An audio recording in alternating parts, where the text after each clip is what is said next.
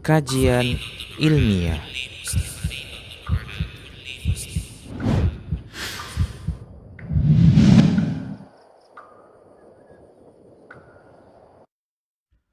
Bismillahirrahmanirrahim. Assalamualaikum warahmatullahi wabarakatuh. Salam.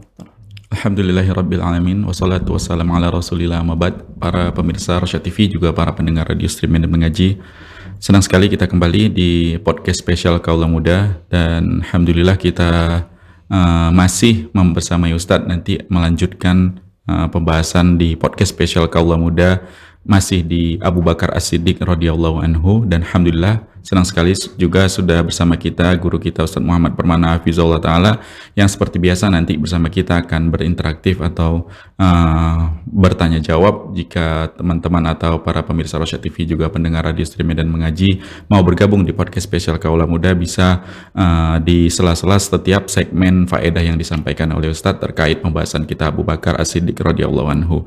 Dan nanti juga kita berikan kesempatan yang mau berinteraktif melalui line telepon, maksudnya bisa melalui line telepon bertanya langsung ke Ustadz terkait pembahasan kita, atau juga bisa yang di luar tema kalau ada waktu ya Ustadz. Baik, langsung saja Ustadz, Abu Bakar As-Siddiq nih di bagian kelima, silakan Ustadz. Tafadhol masykur. Bismillah, alhamdulillah, wassalatu wassalamu ala rasulillah wa alihi wa ashabihi wa man tabi'ahum bi ihsanin ila yaumiddin wa ba'du. Para pemirsa Rosyad TV yang dimuliakan oleh Allah, para pendengar radio medan streaming yang dimuliakan oleh Allah, pembahasan kita masih Abu Bakar As-Siddiq radhiyallahu ta'ala an. Beberapa pertemuan sudah kita sebutkan tentang sosok Abu Bakar As-Siddiq radhiyallahu ta'ala anhu, dan kali ini misi kita lanjut pembahasan tersebut, mengingat banyaknya faedah-faedah yang bisa kita ambil dari sahabat yang mulia ini, sahabat yang terbaik di antara sahabat-sahabat Nabi SAW. Nah, satu sikap yang ditunjukkan oleh Abu Bakar As-Siddiq tatkala Allah Subhanahu wa Ta'ala memberikan kemenangan, kemudian tanda-tanda ajal kematian Rasulullah SAW semakin dekat. Ini yang membedakan dengan sahabat-sahabat yang lain. Sikap Abu Bakar yang begitu tabah, yang begitu tegar ketika mendengar Rasulullah SAW meninggal dunia. Nah, sebelumnya Allah Subhanahu wa Ta'ala telah memberikan tanda-tanda dari setiap peristiwa yang dialami oleh Rasulullah SAW, dan itu juga dialami oleh para sahabat Nabi radhiyallahu ta'ala anhum ajma'in. Di antara tanda dekatnya ajal Nabi kita SAW, di mana di tahun ke-8 Hijriyah Allah Subhanahu wa Ta'ala memberikan pertolongan kepada Nabi-Nya SAW dengan menaklukkan kota Makkah. Ya, Fathul Makkah itu terjadi pada tahun ke-8 Hijriyah, yang ini merupakan tempat lahirnya Nabi kita SAW. Dan setelah kemenangan yang diberikan oleh Allah kepada Nabi-Nya SAW, jadilah negeri Makkah jadi negeri kaum muslimin, sehingga tidak ada lagi hijrah setelah penaklukan kota Makkah. Yang ada hanyalah niat dan jihad. Nah, seperti itu dia. Kesyirikan sudah dimusnahkan. Berhala-berhala yang berjumlah 360 berhala dihancurkan oleh Nabi SAW, baik yang ada di seputar Ka'bah itu sendiri maupun yang ada di dalam Ka'bah itu sendiri. Nah, di dalam Ka'bah Nabi menemukan berhala yang itu gambar Nabi Ismail dengan mengundi anak panah, mengundi nasib dengan anak panah. Lalu Nabi buang dan hancurkan. Sungguh Nabi Ismail dan Ibrahim tidak pernah mengundi nasibnya dengan anak panah. Nah, mulailah negeri Makkah itu menjadi negeri kaum muslimin. Ini tanda di antara tanda dekatnya ajal Nabi kita SAW. Kemudian pada tahun ke-9 Hijriyah, di mana terjadi yang namanya perang Tabuk, Jaisul Ushrah, itu tentara-tentara yang sulit, yang pada akhirnya orang-orang kafir dari tentara-tentara Romawi ini memilih mundur, lari dari pasukan-pasukan Rasulullah SAW. Dan ini menampakkan bahwasanya kemuliaan Islam itu semakin eksistensinya di tengah-tengah. Boleh jadi ketika engkau kembali, engkau hanya mendapati masjid dan kuburanku. Maka Mu'adz pun menangis dengan ucapan Nabi kita sallallahu alaihi wasallam. Sallallahu alaihi wasallam mengatakan, "Inna aulan nasi biya al-muttaqun man kanu wa haitsu kanu." Orang yang paling berhak atasku adalah orang-orang yang bertakwa, siapapun mereka dan dimanapun mereka. Nah, ini isyarat akan dekatnya ajal Nabi kita sallallahu alaihi wasallam yang disampaikan kepada Mu'adz bin Jabal. Kemudian di tahun-tahun terakhir yang biasanya Nabi sallallahu alaihi wasallam itu i'tikaf selama 10 hari, maka Nabi sallallahu alaihi wasallam mengambil waktu i'tikafnya itu 20 hari.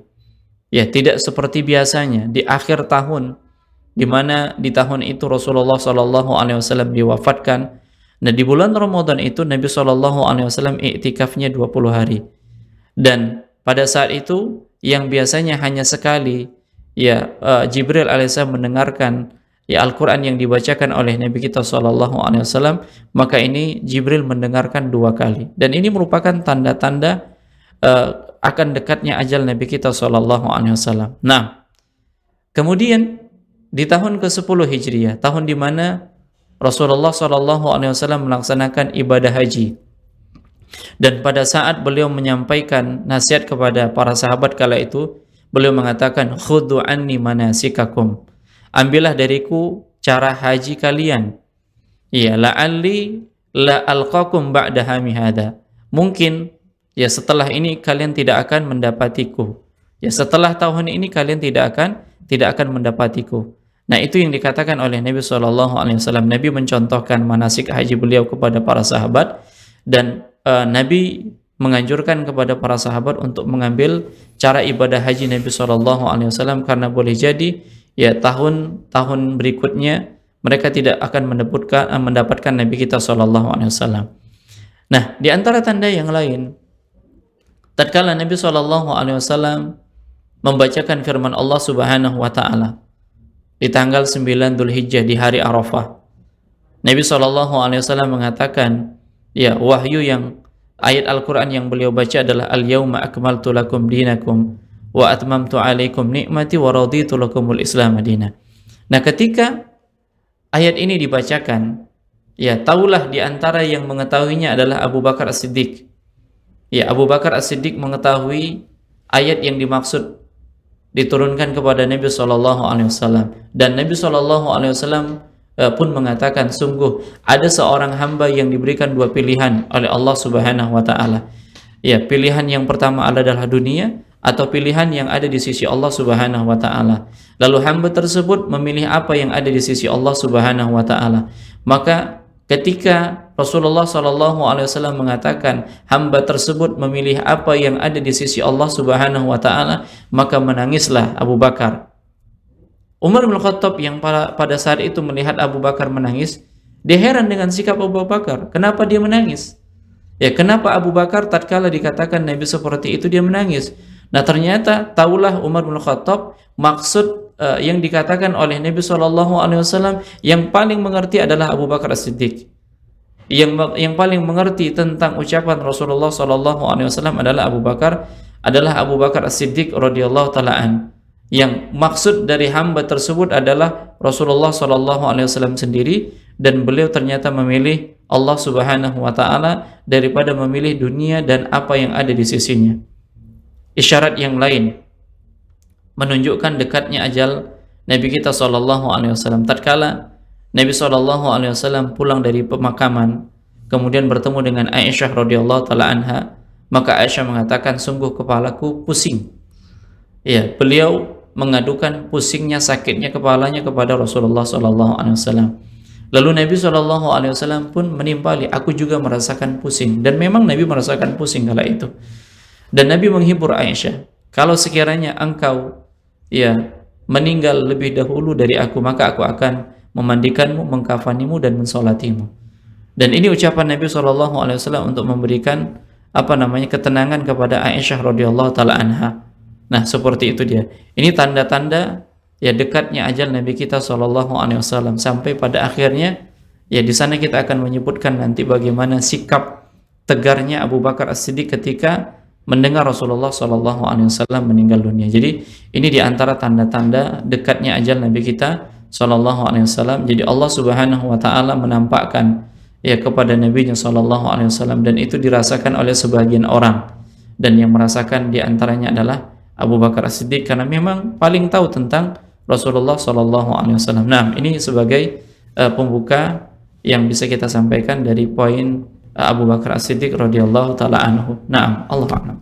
Baik Ustaz, jazakumullah khairan Ustaz. Dan para pemirsa Rasyad TV juga para pendengar radio stream dan mengaji yang mau bergabung bersama kita di podcast spesial Kaula Muda kali ini bisa melalui line interaktif kita di 0822 8888 6630 atau bisa melalui pesan WhatsApp juga SMS atau komentar di kolom komentar platform media sosial kita yang melakukan live streaming. Silahkan. Baik, jika belum kita sambil menunggu kita bacakan yang dari studio dulu Ustaz. Nah, Tentang di segmen awal tadi ada Fathul Mekah atau penaklukan kota Mekah ya Ustaz. Setelah lama Nabi SAW bersama sahabat hijrah ke Madinah nih Ustaz, mau kembali ke kota Mekah. nah, Dan ini tadi disebutkan seperti ada lambang musnahnya kesyirikan gitu ya Ustaz. nah.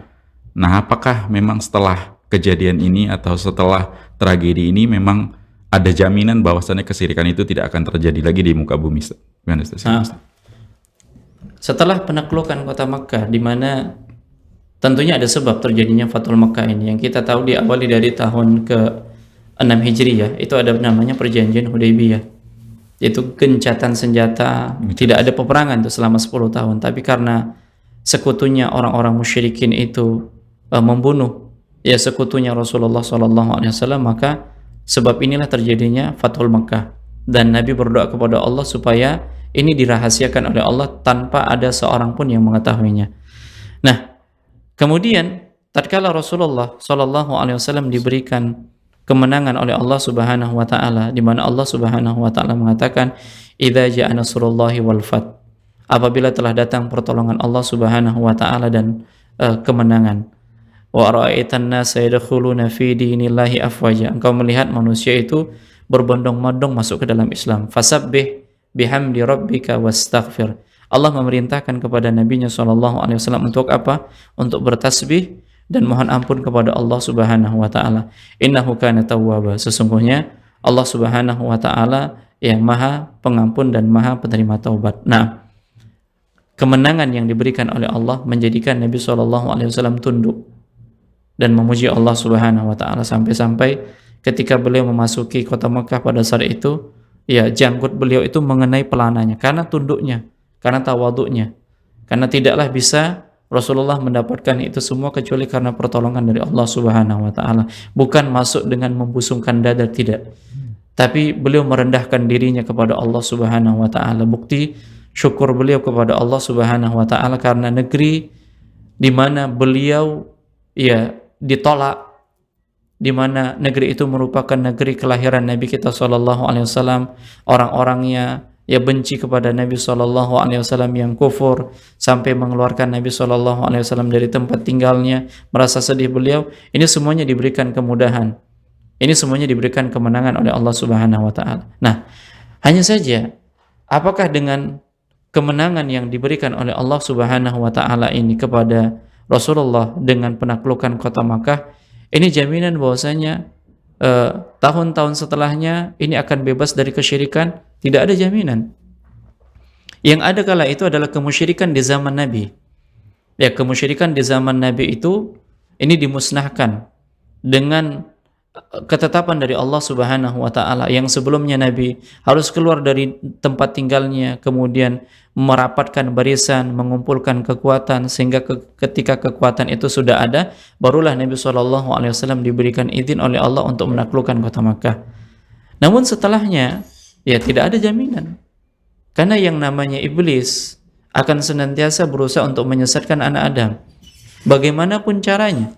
Ya, bagaimanapun caranya. Lihat, kalau kita katakan apakah tidak ada lagi kesyirikan di Makkah, apakah tidak ada lagi kesyirikan di Madinah? Masih ada kesyirikan di Madinah, masih ada kesyirikan di Makkah. Ya, buktinya apa? Buktinya mungkin ada orang-orang yang datang ke sana. Kemudian dengan pemahaman-pemahamannya, semua dinding yang ada di Makkah misalnya di Masjidil Haram ini boleh diusap-usap mencari keberkahan di sana. Yang kita tahu yang boleh kita mencari keberkahan dan mengikuti petunjuk Rasulullah yang pertama di Hajarul Aswad.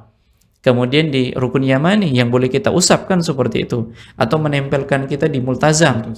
Selebihnya kita tidak diperintahkan untuk apakah itu menempelkan, mengusap-ngusap, mencari keberkahan, dan ini semua ya jatuh ke dalam kesyirikan. Ketika ada keyakinan dengan benda-benda yang lain selain yang diajarkan oleh Nabi kita SAW, ini punya nilai kekhususan. Ya, ini bisa memberikan manfaat, ini bisa memberikan kemudaratan, maka ini merupakan perkara kesyirikan.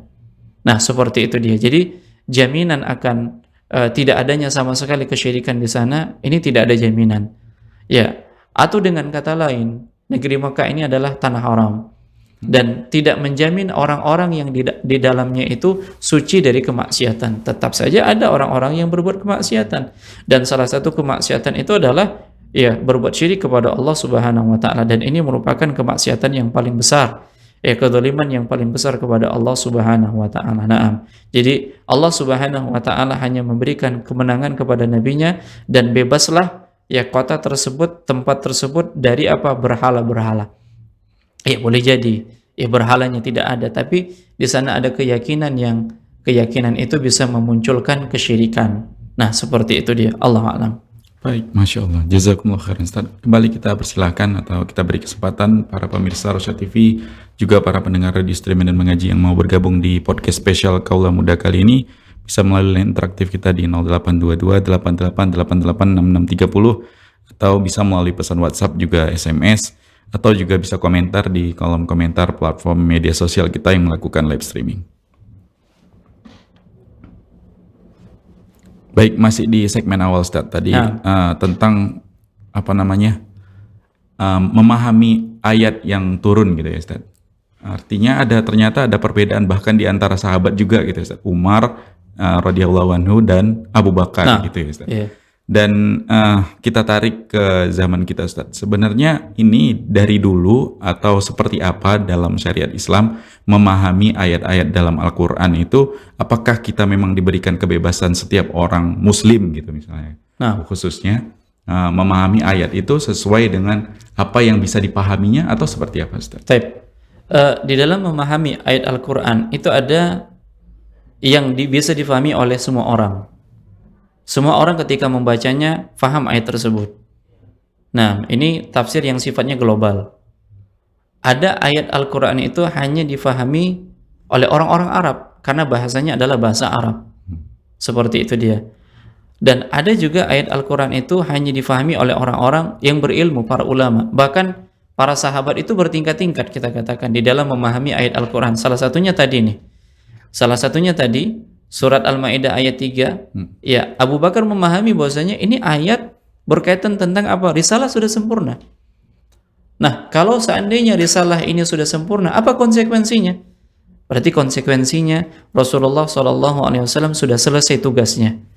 Nah, kalau sudah selesai tugasnya, berarti akan dekat ajal Rasulullah SAW.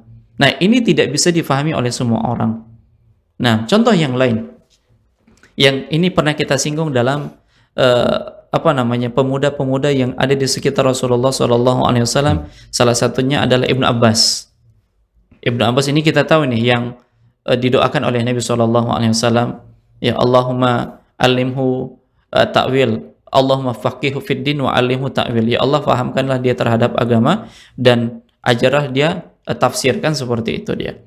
Di waktu Ibnu Abbas berusaha mencari para sahabat yang masih hidup kala itu dan belajar dari sana. Nah, Umar bin Khattab yang kala itu menjadi khalifah, Amirul Mukminin, membawa Ibnu Abbas ke hadapan sahabat-sahabat senior perang Badar, yang sementara mereka punya anak-anak juga. Nah, kemudian Umar ingin melihat kedudukan Ibnu Abbas ini begitu tinggi, ya, sehingga pada pertemuan pertama mereka mengatakan kepada Umar Al-Khattab, untuk apa engkau membawa anak ini? Sementara kami punya anak-anak, kami nggak bawa, seperti itu dia. Nah, Umar hanya diam saja. Kali kedua, Umar membawa Ibnu Abbas. Kemudian bertanya kepada sahabat-sahabat senior ini, ya menurut kalian nih, ya apa maksud firman Allah Subhanahu wa taala, "Idza jaa nasrullahi wal fath." Ya, dan seterusnya. Naam. Kemudian mereka berusaha untuk memahami apa maksud ayat itu. Ya, di antaranya mereka mengatakan Allah memberikan kemenangan kepada Nabi sallallahu alaihi wasallam. Yang lain mengatakan, ya, orang-orang akan berbondong-bondong masuk ke dalam Islam. Naam. Kemudian ada juga yang tidak bisa menjawab. Artinya kan dari sini kita bisa memahami para sahabat itu juga bertingkat-tingkat di dalam memahami ayat Al-Quran, dan mereka juga punya rujukan ketika dalam suatu permasalahan di dalam ayat Al-Quran yang mereka nggak mengetahuinya, mereka akan datang kepada siapa? Di antaranya Ibnu Mas'ud, kemudian di antaranya Ibnu Abbas, ya, kemudian di antaranya Ubay bin Ka'ab, yang mereka ini merupakan ahli-ahli Al-Quran, kan seperti itu dia. Maka Umar berkata kepada Ibnu Abbas, wahai Ibnu Abbas, ya, apakah maksud ayat ini? Maka Ibnu Abbas mengatakan, maksud ayat ini adalah dekatnya ajal Rasulullah SAW. Maka Umar mengatakan, sungguh aku pun berpendapat yang sama. Nah, dari sini apa? Dari sini, kalau dia ayat yang sifatnya umum, yang bisa kita pahami, ya, ketika kita membacanya, silakan, tidak ada masalah. Tapi kalau ada ayat-ayat yang kita harus melihat kembali rujukan para ulama-ulama tafsir di dalam memahami ayat tersebut, maka kita wajib merujuk kepada mereka. Karena di dalam memahami tafsir, karena para ulama tafsir menjelaskan di dalam mengambil tafsir itu ada namanya tafsir Al-Quran dengan Al-Quran. Ya, tafsir Al-Quran dengan hadis, tafsir Al-Quran dengan perkataan para sahabat, dan tafsir Al-Quran dengan perkataan para tabi'in. Sehingga tidak boleh kita sembarangan ya mengambil atau menerka-nerka maksud ayat ini kalau dia sifatnya bukan umum. Ya, sifatnya khusus yang kita butuh pemahaman lebih lanjut, maka hendaknya kita membuka kembali kitab-kitab tafsir para ulama yang mereka sudah lebih dahulu menjelaskan hal itu kepada kita. Nah, demikian. Allahu a'lam. Baik, dan termasuk bentuk pengkhususan ketika memahami ayat itu atau menjadikan ayat Al-Quran sebagai sesuatu sandaran dalam berbuat amal, itu juga termasuk kekhususan.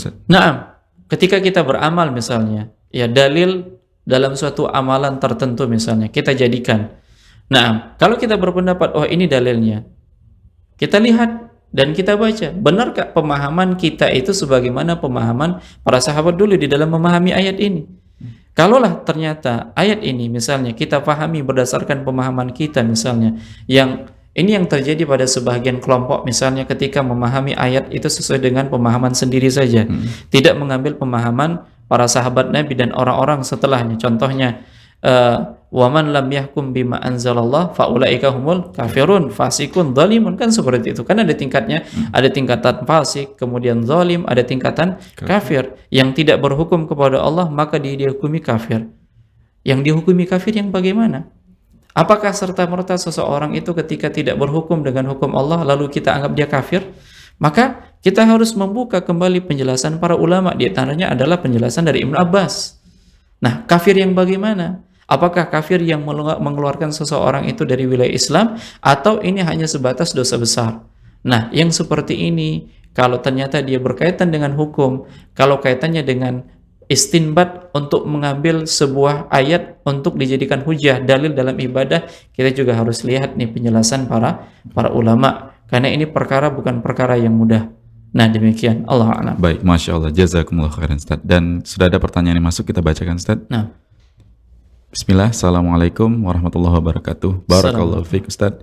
Izin bertanya, Ustaz, afwan di luar tema. Bagaimana jika seorang ikhwan sudah nazar kemudian tersebar mau nikahin ternyata meninggalkan sepihak, padahal ikhwan ini mengajak sudah berani bertanggung jawab di akhirat dalam perbuatan dosanya?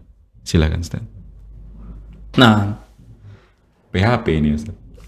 Yang pertama yang harus kita pahami, ketika ada seorang ikhwan yang dia sudah mengikrarkan siap menikah sampai pada akhirnya ditinggalkan, harus kita pahami yang pertama adalah takdir Allah Subhanahu wa taala. Beriman kepada takdir. Ada ungkapan yang mungkin pernah kita dengar dulu. Yang ini ucapan-ucapan sebagian orang, kalau janur kuning belum melengkung, Ya, itu bisa aja ditekongkan seperti itu. Siap. Nah ini ada janji-janji. Ada janji yang pertama lamarannya belum, hanya sebatas nador, kemudian belum dilamar, kemudian boleh jadi orang tuanya juga belum datang. Ya kalau kita ada bahasanya ada antaran, serah terima misalnya seperti itu. Ini belum dilakukan. Lalu kita sudah memastikan nih. Ya, lalu kita sudah memastikan bahwasanya inilah calon suami kita misalnya seperti itu dia. Maka dalam kondisi seperti itu, ketergantungan hati kita hanya kepada Allah Subhanahu wa taala. Karena boleh jadi dalam proses nador misalnya sekali kita belum merasa tenang misalnya, kemudian terjadi lagi diskusi sampai pada akhirnya Allah memantapkan kita mau melanjut atau memutuskan dengan orang tersebut. Nah demikian. Dan ini masih tahap awal, dan tahap awal ini belum sampai nanti sampai pada pernikahan. Dan boleh jadi pada tahap awal ini gagal. Misalnya kita mendapatkan informasi tentang si ikhwan tersebut, ini nggak benar nih. Ya kita yang memisahkan misalnya, kita yang membatalkan. Atau dia melihat pada diri kita ada yang salah, pada diri akhwatnya ada yang salah. Maka dalam kondisi seperti itu kita wajib beriman kepada takdir. Kalau Allah takdirkan memang dia itu jodoh kita, Allah akan mudahkan semuanya. Tapi kalau memang itu bukan jodoh kita, ya pasti akan terbongkar semua kesalahan-kesalahan atau aib-aibnya.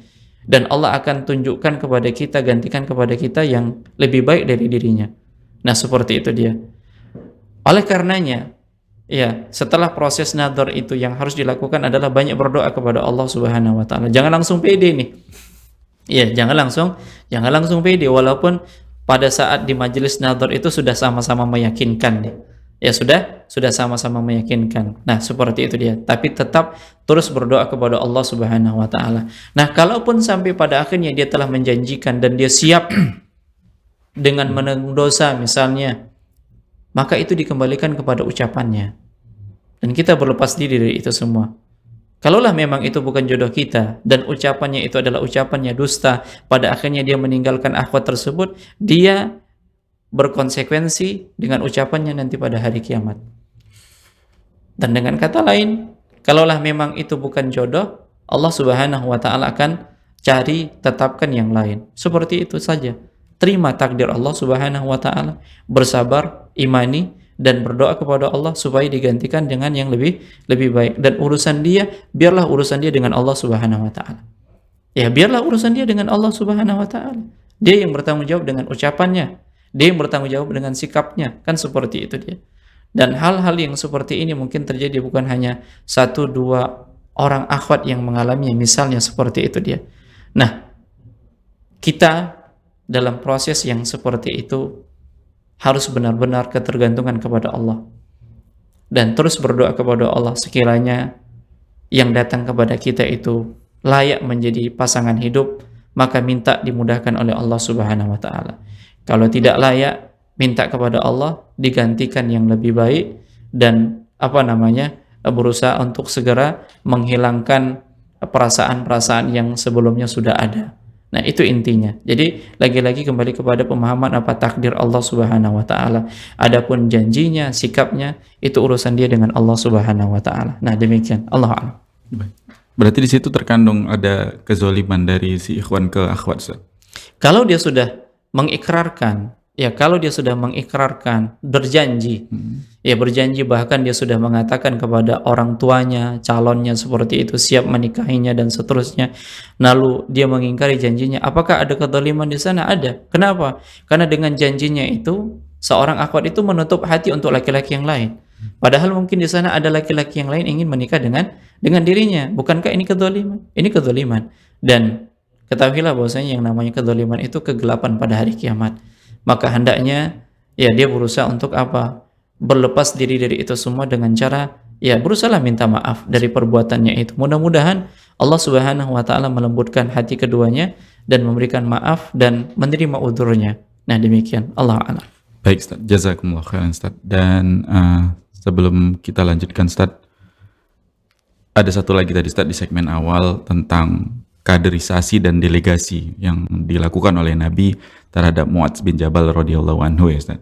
Apakah ini memang skema strategi Nabi dalam membangun peradaban? Dan ini mau kita kaitkan juga dengan spesialis apresiasi terhadap para sahabat yang dilakukan Nabi SAW dalam mendidik atau mentarbiyah para sahabatnya, Ustaz.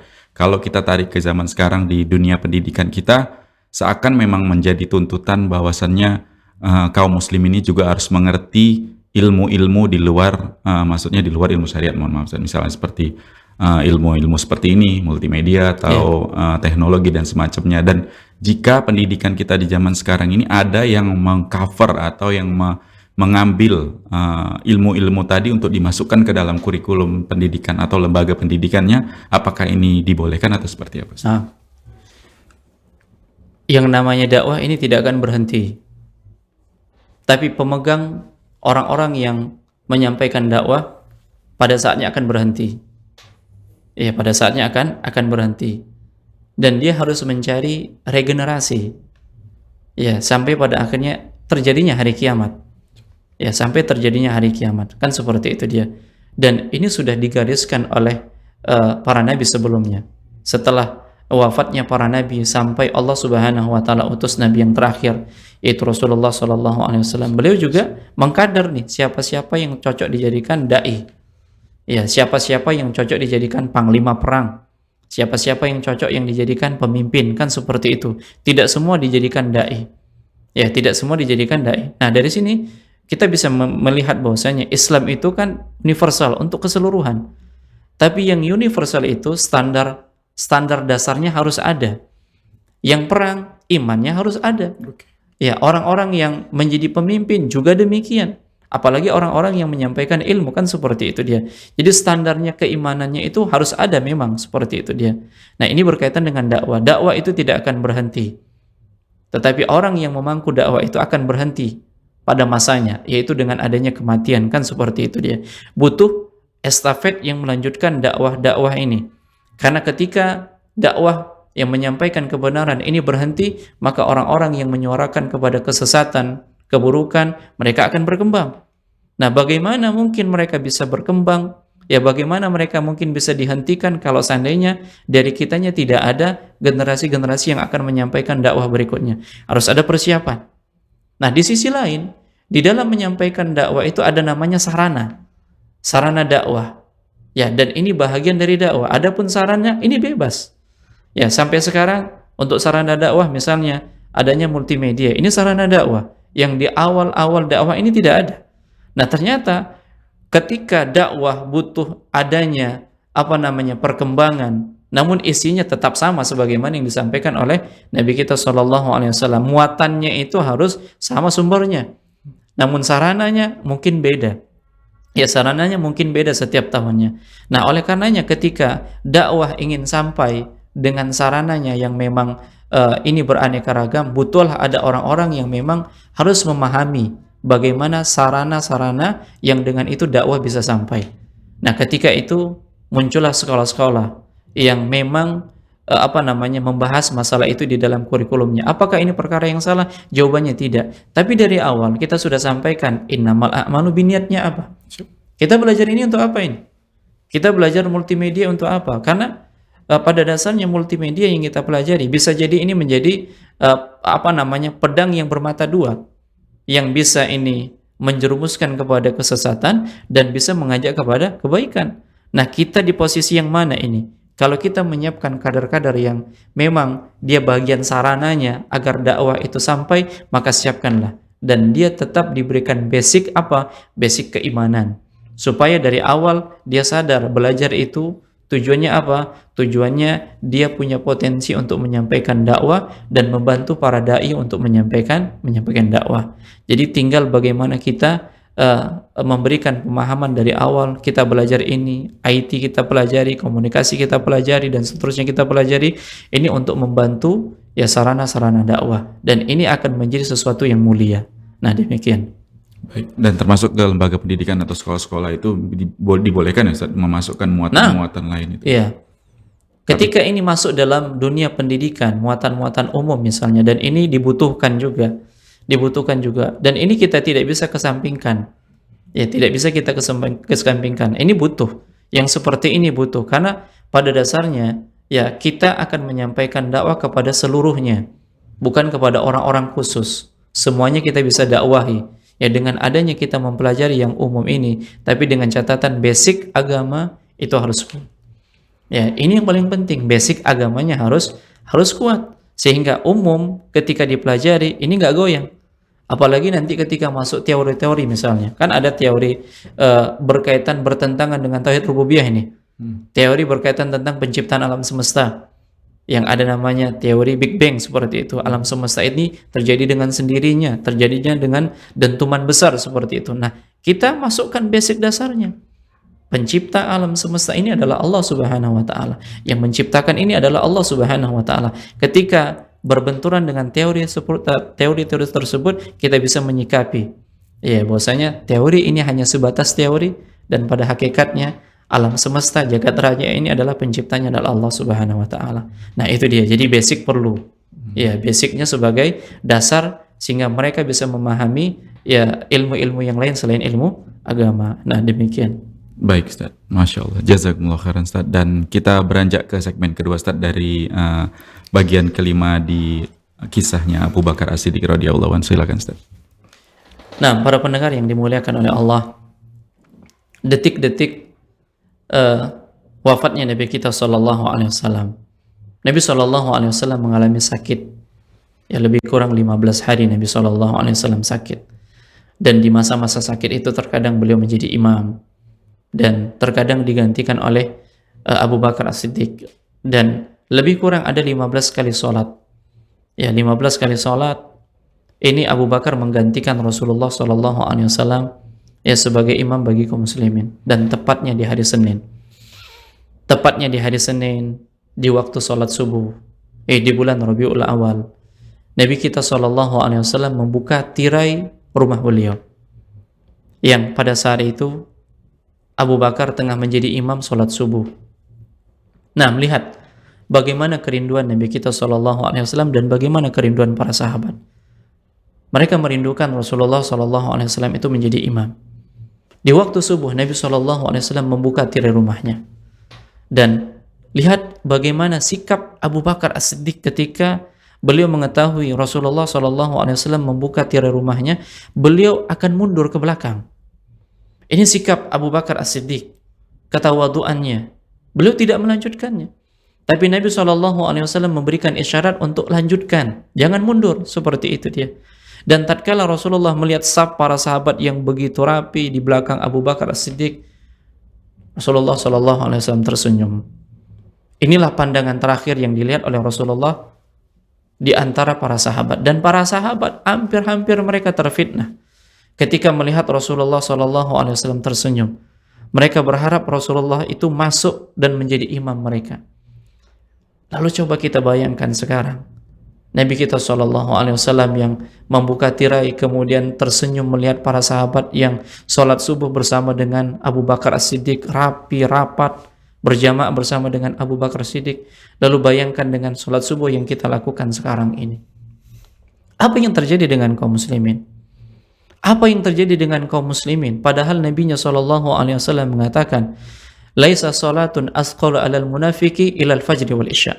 Tidak ada salat yang paling memberatkan bagi orang-orang munafik kecuali salat fajar dan isya.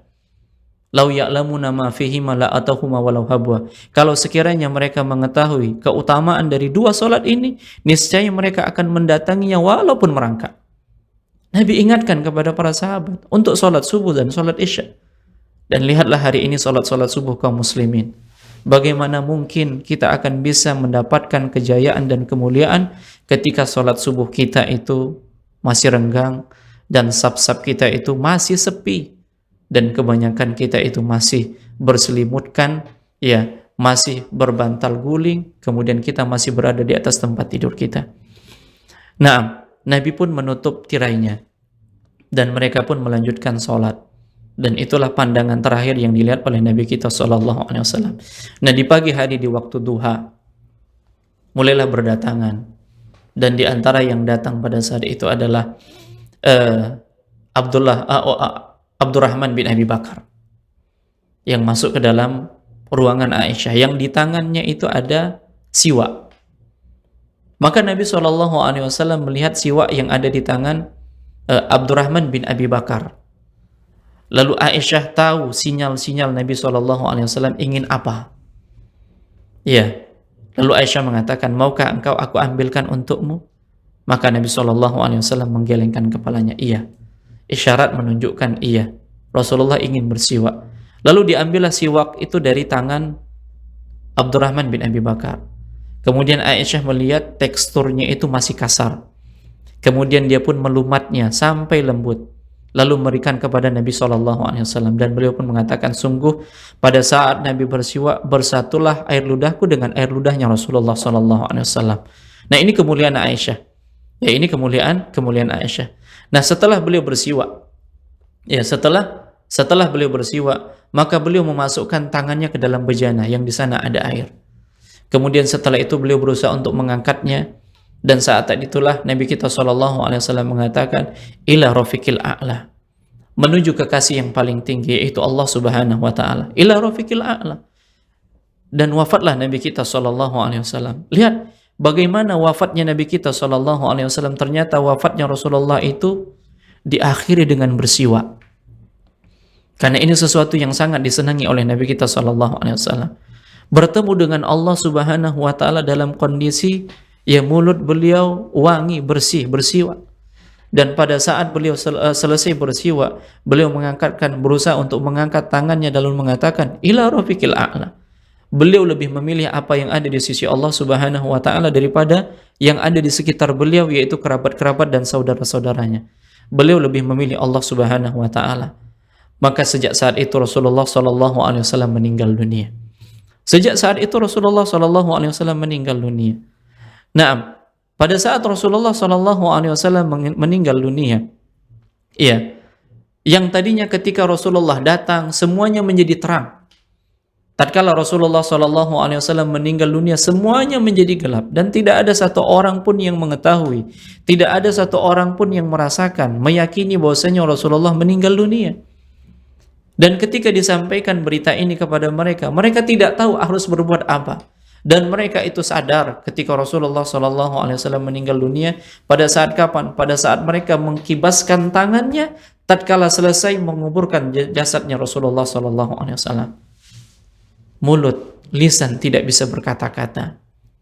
Tubuh tidak lagi bisa dikendalikan karena mereka sudah lemah dengan meninggalnya Rasulullah SAW. Bahkan sampai-sampai ada ucapan siapa yang mengatakan bahwasanya Rasulullah SAW meninggal dunia, aku akan tebas dia. Lalu berbeda dengan Abu Bakar As-Siddiq radhiyallahu taala an. Bagaimana sikap Abu Bakar As-Siddiq radhiyallahu taala an? Nah, Aisyah radhiyallahu taala anha menyebutkan, tatkala Rasulullah SAW meninggal dunia, ya Abu Bakar tidak di tempat. Beliau berada di rumah istrinya yang lain, di Sanuh, salah satu dataran tinggi Madinah.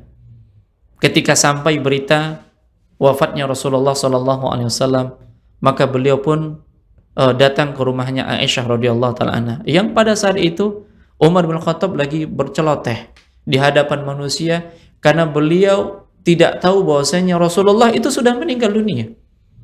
Ya, beliau tidak yakin bahwasanya Rasulullah SAW itu sudah meninggal dunia. Sampai pada akhirnya Abu Bakar sampai, kemudian tidak memperdulikan perkataan Umar, dia pun masuk ke dalam biliknya, ya ruangan Aisyah, lalu membuka kain penutup wajah Nabi SAW, lalu memuji, ya sungguh jasadmu baik dalam kondisi hidup maupun dalam kondisi meninggal dunia dalam kondisi baik. Ya, beliau pun mencium mencium kening Rasulullah SAW. Setelah beliau menciumnya, kemudian memuji Rasulullah SAW. Ya, sikap tegar, sikap tabahnya Abu Bakar itu menjadikan ya orang-orang yang beriman sadar. Ucapannya yang tegas membuat orang-orang beriman sadar bahwasanya Rasulullah benar meninggal dunia. Keluarlah Abu Bakar Siddiq radhiyallahu taala an. Kemudian Abu Bakar mengatakan, wahai orang-orang yang bersumpah, janganlah tergesa-gesa. Maksudnya adalah Umar bin Khattab yang kala itu dia berceloteh di hadapan manusia. Nah, ketika Umar bin Khattab mendengar suara Abu Bakar As-Siddiq, dia pun diam dan duduk. Lalu mulailah Abu Bakar As-Siddiq memuji Allah Subhanahu wa Ta'ala, dan dia mengatakan, barang siapa yang menyembah Muhammad, Ya, barang siapa yang menyembah Muhammad, maka sesungguhnya Muhammad telah meninggal dunia. Dan barang siapa yang menyembah Allah, sesungguhnya Allah Subhanahu wa taala Maha hidup dan tidak akan pernah mati. Lalu Abu Bakar membacakan firman Allah Subhanahu wa taala di dalam surat Az-Zumar ayat yang ke-30. Innaka mayitun wa innahum mayitun. Sesungguhnya engkau Muhammad meninggal dunia dan mereka juga meninggal dunia. Satu-satu ayat dibaca oleh Abu Bakar As-Siddiq. Ini ayat yang pertama. Kemudian ayat selanjutnya dibacakan oleh Abu Bakar Siddiq, yaitu di dalam surat Al-Imran ayat 144. Beliau membaca wa ma Muhammadun illa rasulun qad khalat min qablihi rasul. Afa immata aw qutilan qalabtum ala aqabikum wa may yanqalib ala aqibaihi fala yadurullaha syai'a wa sayajzillahu syakirin. Dan Muhammad hanyalah seorang rasul. Ya, sebelumnya telah berlalu beberapa rasul. Apakah jika dia wafat atau dia dibunuh, kamu berbalik ke belakang yaitu murtad? Barang siapa berbalik ke belakang, maka ia tidak akan merugikan Allah Subhanahu wa taala sedikit pun. Allah akan memberi balasan kepada orang-orang yang bersyukur. Tatkala ayat ini dibacakan oleh Abu Bakar As-Siddiq, maka terdiamlah mereka semua. Dan sadarlah mereka bahwasanya Rasulullah SAW telah meninggal dunia. Dan Umar mengatakan, sungguh tatkala aku mendengarkan ayat yang dibaca oleh Abu Bakar As-Siddiq, seolah-olah baru pertama kali aku mendengarkannya, padahal sudah pernah dibacakan oleh Rasulullah SAW. Sampai kata Umar bin Khattab, sungguh kedua kakiku tidak lagi bisa menahan tubuhku. Karena apa?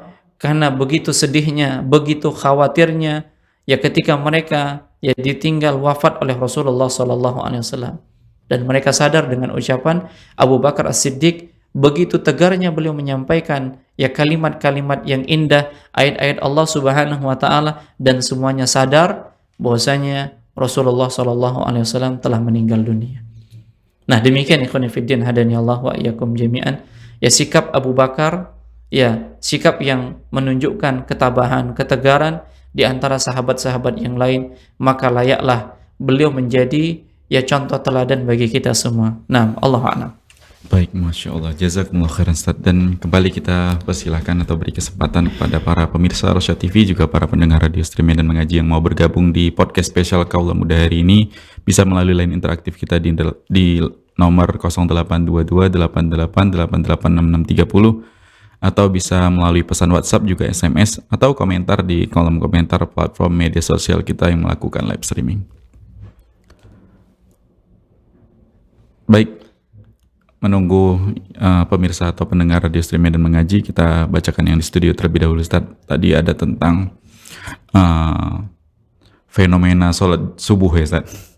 Fenomena sholat subuh di zaman Nabi dan para sahabat, khususnya ketika diimami Abu Bakar As-Siddiq tadi, ada yang berbeda dengan kita. Dan ini ada dikaitkan gitu, Ustaz, atau lebih tepatnya dikaitkan dengan kejayaan Islam gitu.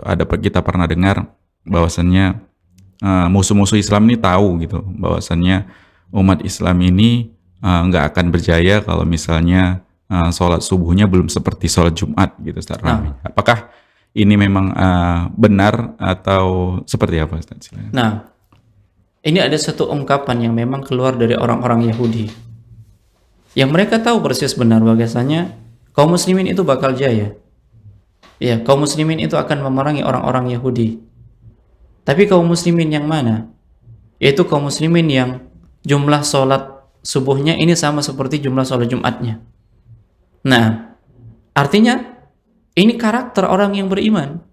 Dan karakter orang yang munafik itu bagaimana? Yang mereka meninggalkan sholat subuh. Ya, karakter orang-orang munafik, kenapa mereka meninggalkan sholat subuh? Kenapa mereka meninggalkan sholat isya yang dikatakan oleh Nabi SAW? Karena dua waktu sholat ini pengerjaannya dalam kondisi gelap. Dalam kondisi gelap, zuhur terang, asar terang, maghrib masih terang, masih kelihatan oleh Nabi SAW. Namun ketika sudah isya dan subuh, ini kondisi gelap, dan tidak diketahui mana orang yang hadir atau tidak. Tapi Nabi telah memberikan sinyal bahwasanya orang yang tidak hadir itu adalah orang munafik, karena orang-orang munafik itu memang mangkir dalam sholat kedua ini. Mereka hanya melaksanakan sholat-sholat yang nampak, itu hanya sebatas kalau kita katakan ngisi absen. Isi absen. Iya, absensi aja. Oh, Nabi lihat kok. Tapi ketika mereka diperintahkan untuk melaksanakan sholat, mereka malas melaksanakannya. Kalaupun mereka berzikir, itu sedikit sekali berzikir kepada Allah Subhanahu wa Ta'ala. Dan mereka tahu nih, nah kalau penyakit ini menghinggapi kaum muslimin, bagaimana mungkin mereka akan memerangi orang-orang Yahudi? Mustahil mereka akan memerangi orang-orang Yahudi.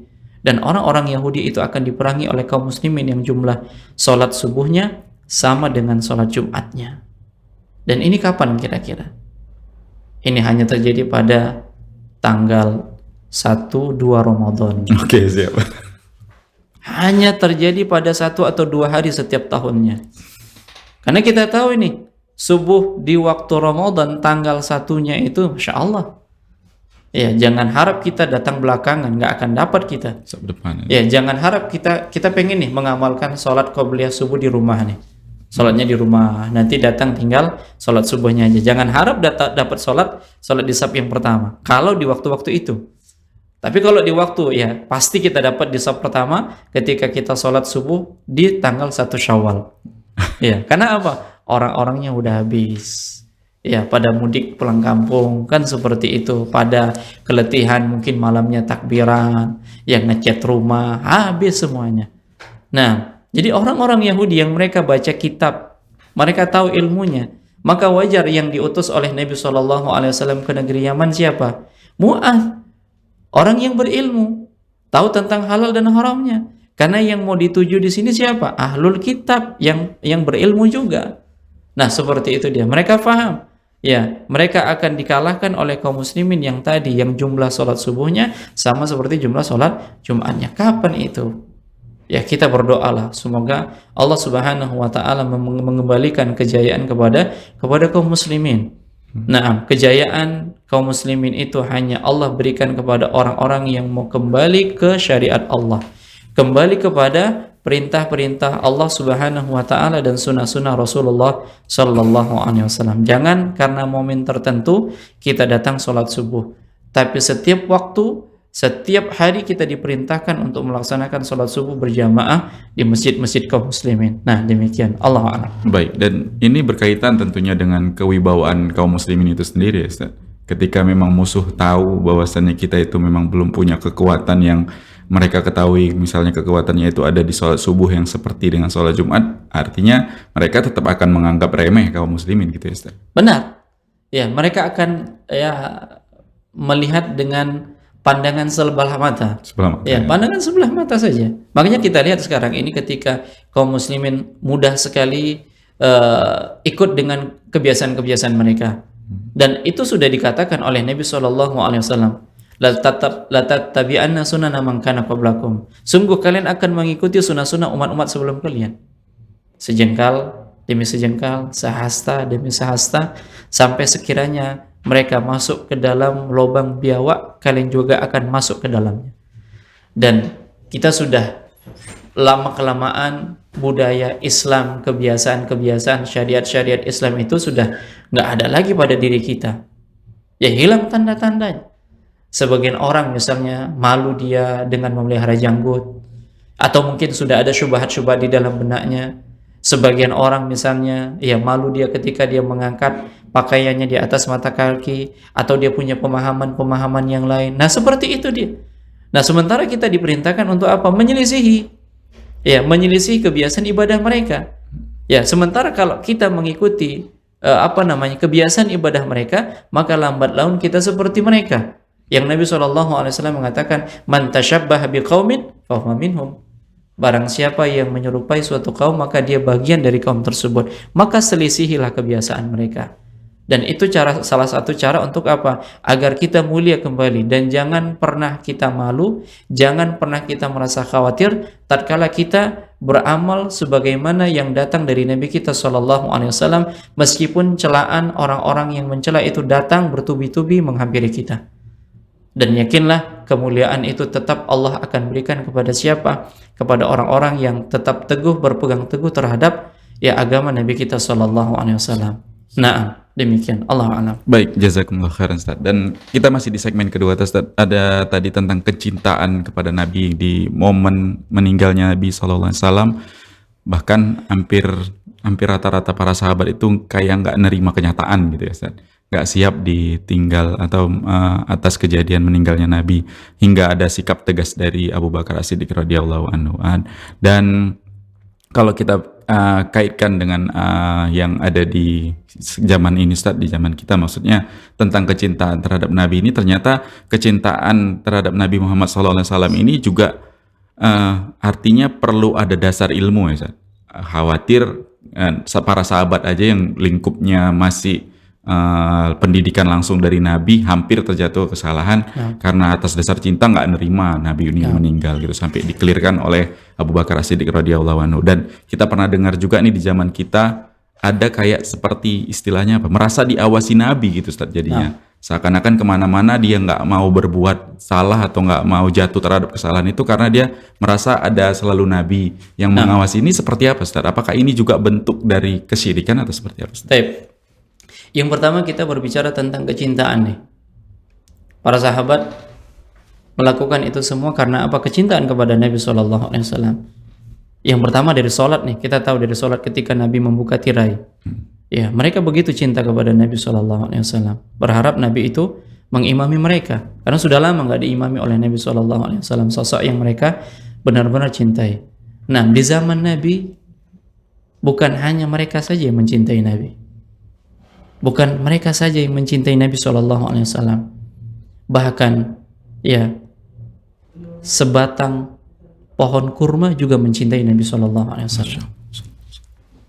Suatu ketika Nabi SAW berkhutbah dan dilihat oleh salah seorang sahabiyah yang dia melihat memandang sepertinya perlu ini untuk membuat mimbar untuk Nabi SAW. Maka dia mengusulkan, bagaimana ya Rasulullah, aku buatkan untuk memimbar. Yang biasanya Nabi ketika menyampaikan khutbah dan nasihat itu bersandar di pohon kurma, kan seperti itu, hanya batang saja yang dijadikan sanggahan, seperti itu dia, nggak ada akar, ya hanya batang saja. Kemudian Nabi SAW pun mengiyakan, dan akhirnya mereka pun membuat mimbar untuk Nabi yang terdiri dari 3 anak tangga, di mana Nabi berdiri pada anak tangga yang kedua dan duduk pada anak tangga yang ketiga, seperti itu dia. Mulailah dicoba oleh Nabi SAW. Nah, pada saat Nabi naik ke atas anak tangga dan mulailah Nabi SAW menyampaikan nasihat, maka Nabi mendengar dan para sahabat mendengar suara tangisan anak kecil yang melengking. Maka Nabi SAW pun turun.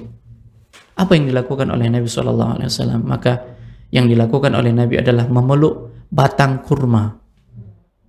Beliau memeluk batang kurma tadi. Ternyata yang menjerit, ternyata yang menangis seperti tangisan anak bayi yang melengking adalah batang kurma tadi. Dan setelah beliau peluk SAW, maka diamlah. Dan beliau mengatakan kepada para sahabat, sungguh kalau seandainya aku tidak turun dan memeluk batang kurma ini, niscaya dia akan menangis dan menjerit sampai hari kiamat. Ini menunjukkan apa? Batang kurma nggak redo ketika dia dipisahkan dari Rasulullah SAW yang tanpa ada ruh.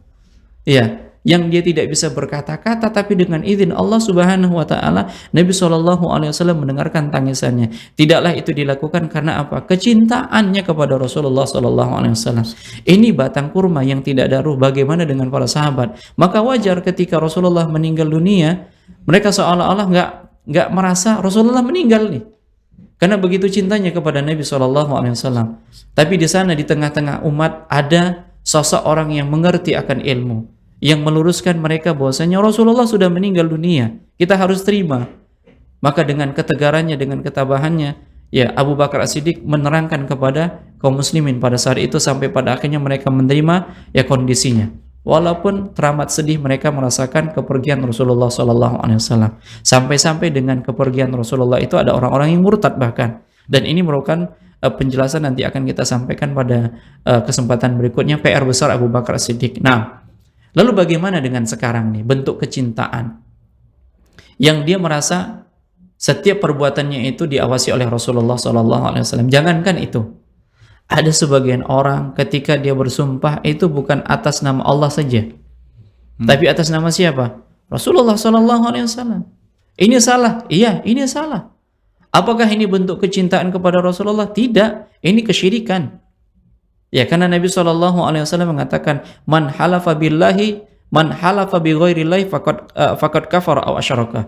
Barang siapa bersumpah atas nama selain Allah Subhanahu wa taala, maka sungguh dia telah melakukan kekufuran dan kesyirikan. Kita hanya wajib diperbolehkan bersumpah atas nama Allah dan sifat-sifat Allah Subhanahu wa taala. Enggak boleh kita menyamaratakan demi Allah, demi Rasulullah. Haram hukumnya. Jatuh ke dalam kesyirikan. Nah, sumpah saja yang ucapan yang kita yakin nih. Ya, yang kita yakin kita tetap bersumpah atas nama Allah, tapi kita gandengkan dengan nama Rasulullah dalam sumpah kita, ini saja terlarang. Lalu bagaimana dengan perasaan seseorang ketika beramal diawasi oleh Rasulullah SAW, maka ini kesyirikan. Dan ini bahagian dari apa? Talbis.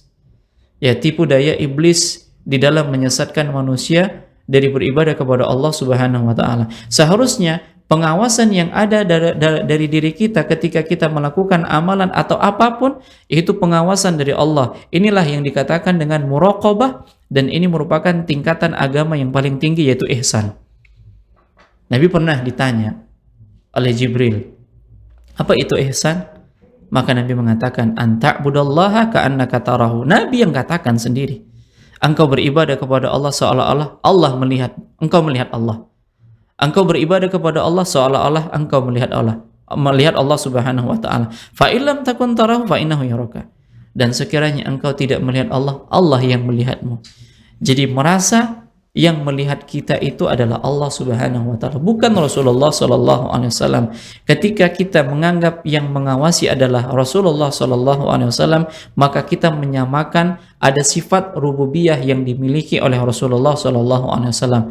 Lalu di mana kita meletakkan syahadat kita? Wa asyhadu anna Muhammadan abduhu wa rasuluh. Dan aku bersaksi bahwasanya Muhammad itu adalah hamba Allah dan Rasulnya. Artinya hamba Allah yang memiliki karakter sebagaimana hamba-hamba pada umumnya. Iya. Artinya Rasulullah beliau memiliki keistimewaan. Allah pilih dia, ya Allah pilih sebagai siapa? Sebagai utusan Allah Subhanahu wa taala. Nah, inilah yang membedakan antara kita dengan Rasulullah sallallahu alaihi wasallam. Hamba sama. Nabi kita sallallahu alaihi wasallam diperintahkan untuk beribadah, kita juga diperintahkan untuk ibadah. Nabi sallallahu alaihi wasallam merasa diawasi oleh Allah, kita juga seharusnya dan wajib merasa diawasi oleh Rasulullah SAW. Nah, jangankan itu. Tatkala kita ibadah nih, lalu kita hadirkan ibadah kita, diawasi oleh siapa? Pimpinan kita. Bukankah ini perbuatan kesyirikan? Ini riya. Ini riya. Yang pemimpin kita ada di situ. Yang pemimpin kita mungkin sengaja lewat kan gitu. Ini anak buah ini sholat nggak nih?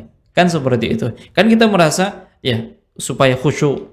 Ya, kita tampilkan yang terbaik karena pemimpin kita melihat itu yang ada. Itu saja jatuh ke dalam syirik kecil. Lalu bagaimana kalau seandainya Rasulullah SAW sudah meninggal dunia, lalu kita menghadirkan di dalam diri kita pengawasan dari Rasulullah SAW, tentulah ini mengambil hak Allah Subhanahu wa taala. Apakah ini bisa jatuh ke dalam kesyirikan? Ya, ini jatuh di dalam kesyirikan. Karena kita menghadirkan pengawasan yang mengawasi kita adalah Rasulullah, bukan Allah Subhanahu wa taala. Nah, demikian, Allah alam. Baik, Masya Allah, jazakumullah khairan Ustaz. Dan para pemirsa Rosyad TV, juga para pendengar Radio Stream Medan Mengaji, mungkin di pertemuan kali ini membahas tentang sahabat yang mulia Abu Bakar As-Siddiq radhiyallahu anhu. Kita cukupkan di 2 segmen saja, dan nanti mudah-mudahan masih bisa kita sambung lagi. Masih banyak Ustaz yang bisa digali dari sahabat yang mulia ini. Terkhusus tadi yang sudah sedikit disebutkan Ustadz tadi tentang sepeninggal Nabi ada yang kembali murtad ya Ustadz, dan ada yang menolak zakat ya Ustadz. Begitu-begitu, dan itu diperangi oleh Abu Bakar As-Siddiq radhiyallahu anhu ya Ustadz. Dan bagaimana nanti mungkin bisa kita gali faedah-faedahnya, bagaimana faktor-faktor kenapa sampai jatuh kembali ke murtad atau semacamnya, dan itu akan kita bahas di pertemuan selanjutnya insyaallah Ustadz. Baik, mudah-mudahan apa yang kita sajikan ini bermanfaat tentunya untuk kami pribadi, juga untuk Anda dimanapun Anda berada. Kami mohon maaf atas segala kekurangan. Mewakili kru yang bertugas kami pamit. Kita tutup dengan doa kafaratul majelis. Subhanakallahumma wa bihamdika asyhadu an la ilaha illa anta astaghfiruka wa atubu ilaik. Assalamualaikum warahmatullahi wabarakatuh. Assalamualaikum.